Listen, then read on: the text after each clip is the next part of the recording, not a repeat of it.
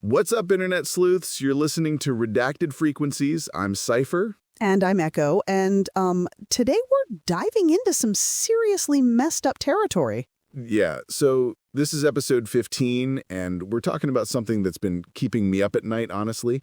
The title is How One YouTuber Faked His Own Death and Got Away With It. Oh my God, yes, like when you first told me about this, I thought you were joking, but no, this actually happened, and it's wild. So here's the thing, right? We've covered internet death hoaxes before, but this one hits different because it's not just some random person pretending to die for clout. This is a YouTuber who literally, well, we'll get into it, but he made it look like he decapitated himself on a live stream.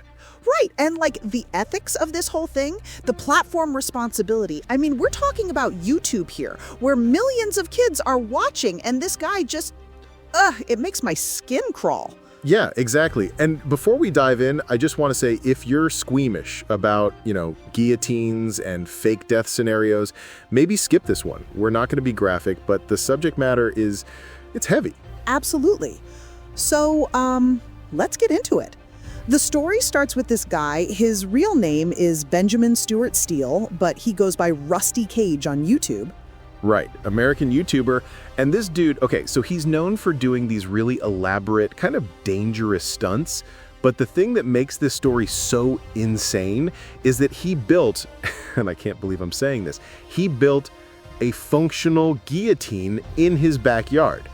A guillotine, like an actual working guillotine. Not a prop, not some fake movie thing, a real blade-dropping, neck-chopping guillotine. Who does that?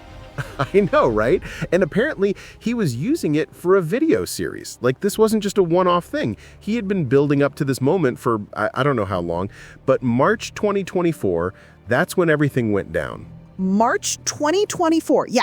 So he announces this live stream called Guillotine Party Live. And I'm like, what kind of... But anyway, people tuned in. Of course they did. It's the internet. So during this stream, and this is where it gets really messed up, he's got the camera positioned, showing him and the guillotine. And then he turns the camera away at the exact moment he drops the blade. The camera turns away, like perfectly timed. So all the viewers hear is the sound of the blade dropping and then nothing. Complete silence. No movement, no response from Rusty. Right, and the chat is going absolutely insane. People are freaking out, thinking they just witnessed someone die on a live stream. I mean, can you imagine? You're just casually watching YouTube, and then boom, you think you've seen someone get decapitated. It's so disturbing, and like the psychological impact on the viewers, nobody talks about that. These people genuinely believed they witnessed a death, and that trauma is real, Absolutely. So anyway, the stream it ends. Radio silence from Rusty for, I think it was several days, maybe even a week or more. People are calling the police, reporting it, thinking there's been an actual death. And then, oh God, this is where it gets even weirder. He comes back with this whole reanimation narrative, like he's pretending he actually died and came back to life. The reanimation thing, I don't even know what to say about that. Is it performance art? Is it just a really sick prank? Or is this guy genuinely trying to start some kind of cult following?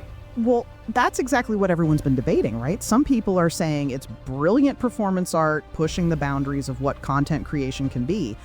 But then others are like, this is deeply unethical and potentially traumatizing. And YouTube's response? Practically nothing. Where's the platform responsibility here? This guy literally made thousands of people think they watched someone die, and YouTube just shrugs? That's what gets me the most. The platform responsibility angle. We've seen YouTube crack down on so much less harmful content, but this gets a pass, apparently. Okay, but speaking of ethics and pushing boundaries, we need to talk about another death hoax that happened more recently. And this one it's almost more disturbing because of how calculated it was. Oh no. Are we talking about Max Fosh? Because when you told me about this yesterday, I literally just I stared at my computer for like 5 minutes trying to process it. Yeah, Max Fosh, British YouTuber. So this happened in 2025, just this year, actually. And unlike Rusty Cage, who was going for pure shock value, Max had a very specific, let's call it a business objective. Business objective. God, I hate that I know what you're about to say. He wanted to test whether airlines would actually give refunds for dead passengers, right? Exactly. So apparently, airlines have these policies where if a passenger dies, their family can get a full refund, no questions asked, no cancellation fees. And Max thought, what if I test this system? Okay, but like, on one hand, that's brilliant investigative content creation, right? Exposing corporate loopholes. But then on the other hand, he's literally committing fraud, or at least walking right up to the line. Right. And here's where it gets really creative and kind of terrifying. He didn't just pretend to die online like Rusty. He went full method.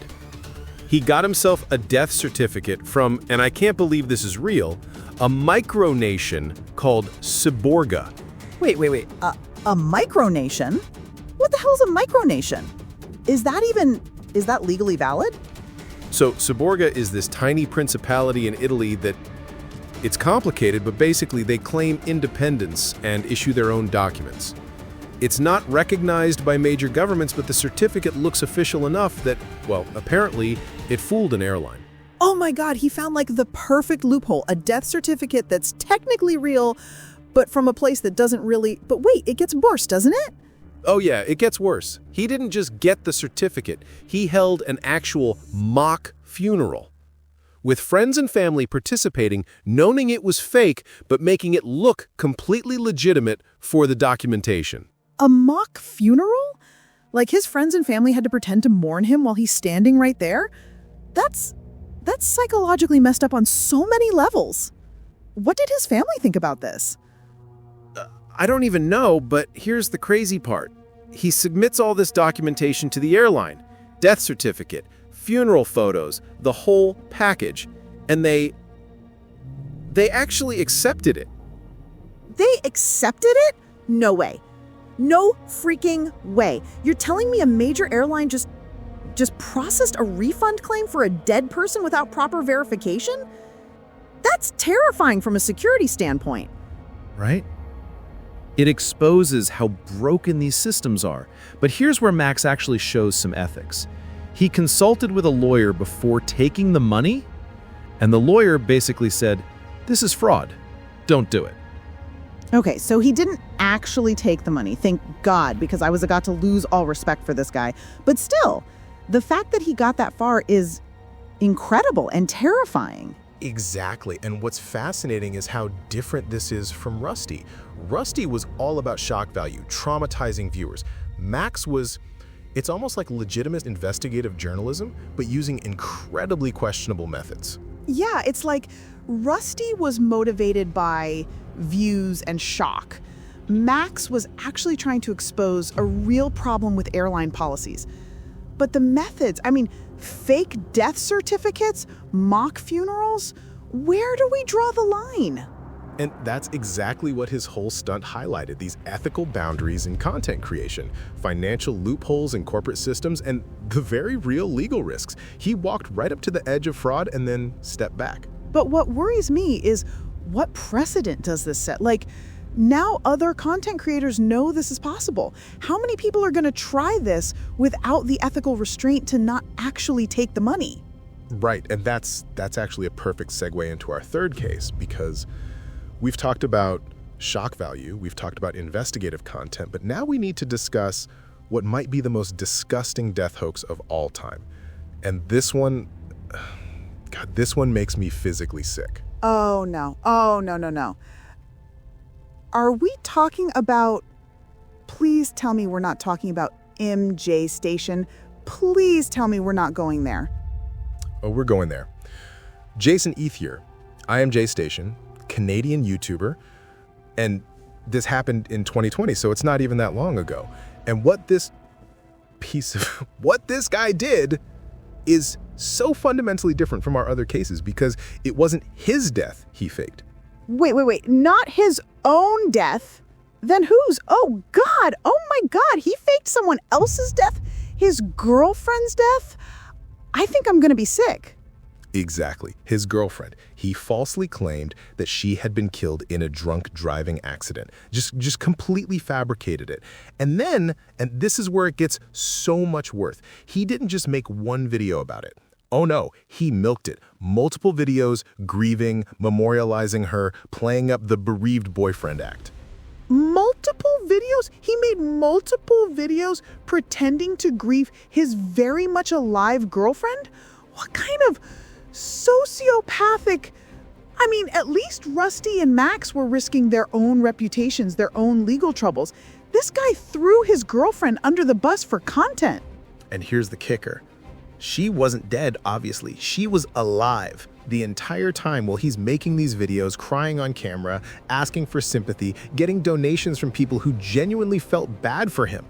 There's no performance at art angle here, no investigative purpose. This is pure manipulation for views and money. Can you imagine being that girlfriend? Like, put yourself in her shoes. Your boyfriend is literally profiting off your fake death, making content about how much he misses you, how devastated he is. Meanwhile, you're just what? Hiding? Watching him exploit your non-existent death for clout? The psychological damage that would cause. Right, and the exploitation of grief here is just, it's vile. People in his comments are sharing their own stories of loss, trying to comfort him, sending him money to help with funeral costs. He weaponized human empathy. He took people's genuine sympathy for losing a loved one and turned it into content revenue. And when it all came out that she was alive, oh my God, the backlash was immediate and brutal. Like, the internet can be toxic, but sometimes that toxicity is completely justified. People were calling him out everywhere, Twitter, YouTube. Other creators were making response videos. Even the platform had to take action. Yeah, and this is why I think this case is actually worse than our other two. Rusty traumatized viewers, but at least he was only risking himself. Max pushed ethical boundaries for a legitimate investigation. ImJayStation, he victimized his own girlfriend and his audience for nothing but personal gain. That's sociopathic behavior. And this is what happens when death hoaxes become just another content strategy, you know? It's not about art. It's not about exposing problems. It's about exploiting the most basic human emotions for clicks and cash. The fact that he involved someone else, someone who trusted him, I mean, how do you even look at yourself in the mirror after that? Exactly. And what's terrifying is that this shows how death, even fake death, can be commodified online. ImJayStation didn't just cross ethical lines, he obliterated them. He turned grief into a business model, and he did it by sacrificing someone else's dignity and mental health. That's not content creation, that's exploitation, pure and simple. But you know what, Echo? All of these cases we've covered, they're all from the internet age, right? YouTubers, live streams, social media, but death fakery for personal gain, that's not new, not by a long shot. There's this case from 2002 it's like the grandfather of modern death fraud, and it shows just how elaborate these schemes can get when someone really commits. Oh God, you're talking about the canoe man, aren't you? John Darwin, I read about this case after you mentioned it, and how did this guy think he was going to get away with it? Like, the planning that must have gone into this? Exactly. John Darwin, UK man, 2002. So this guy, he doesn't fake his death for views or clout or artistic expression. This is old school financial fraud. He stages a canoe accident in the North Sea, makes it look like he drowned. Also, he can claim life insurance and pension money. We're talking traditional, straightforward, I need money, so I'll pretend to be dead motivation. But here's what gets me about this case. He didn't just disappear, right? He literally lived next door to his family home for years. Like, his wife and kids are dealing with his death, probably collecting insurance money, and he's just chilling in the house next door like some sort of ghost neighbor. How is that even possible psychologically? Right. And here's the really messed up part. His wife Anne was in on this. This wasn't like ImJayStation victimizing his girlfriend. This was a full partnership. She knew he was alive. She was probably helping coordinate everything while publicly playing the grieving widow. The level of deception, it's almost impressive if it wasn't so completely illegal. And you know what's crazy? This actually worked for years. Unlike these YouTuber stunts that get exposed within days or weeks, John Darwin successfully stayed dead, and they actually collected the money. Like, compare that to Rusty Cage, who couldn't even maintain the illusion for a week before people figured it out. Exactly. And when he finally got caught, I think it was because he left the country, went to live abroad, and then eventually they tried to come back. And that's when the whole thing unraveled. But think about it. This is the old school approach. No cameras, no live streams, no social media. Just good old-fashioned document fraud and staying hidden in plain sight. That's what's so fascinating about this case in context with our other stories. John Darwin's motivation was purely financial. Insurance money, pension money, traditional fraud. But our modern YouTuber cases, they're chasing views, subscriber counts, engagement metrics. It's like death fakery evolved with the internet economy. Right. And here's what's interesting. John Darwin was convicted of fraud, real criminal fraud, serious legal consequences. Meanwhile, most of these YouTube death hoaxes, they're morally questionable, ethically problematic, traumatizing to viewers, but they exist in this weird gray area where it's hard to prosecute them criminally. Darwin shows us what death fraud looks like when it's unambiguously criminal versus this new world of content creation stunts. And I think that's why this case is so important to discuss alongside our internet examples. It shows that death deception isn't some new phenomenon born from social media culture. People have been faking their deaths for money and personal gain for, well, probably centuries. But the methods, the motivations, the scale, that's what's evolved with technology. But, Echo, we need to talk about the case that honestly makes all of these other examples look like amateur hour. Because everything we've discussed so far, Rusty's shock value, Max's investigation, ImJayStation's exploitation, even Darwin's insurance fraud, they all pale in comparison to what I'm about to tell you.